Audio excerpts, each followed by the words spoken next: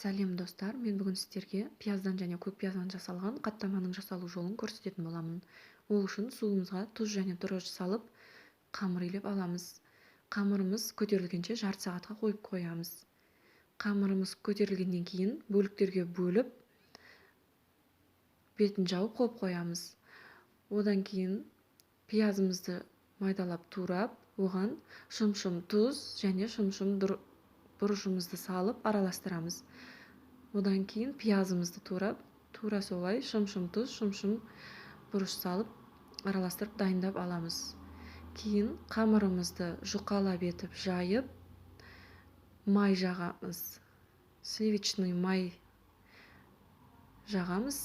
Мен щедрая лето істеттім. Сіздер өз қалауларыңызда маргарин қолдансаңыздар да болады. Сосын көк пиязымызды салып, орап, оны ортасынан бөліп орап аламыз.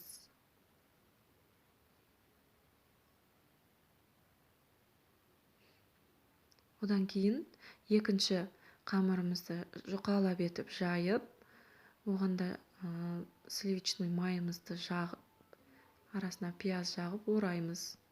Оны да бөлікке бөліп орап аламыз. Сосын табамызға бір қасық сұйық май құйып, екі жағын кезек-кезек пісіріп аламыз. Қаттамамыз өте дәмді болды. Сіздер де жасап көріңіздер.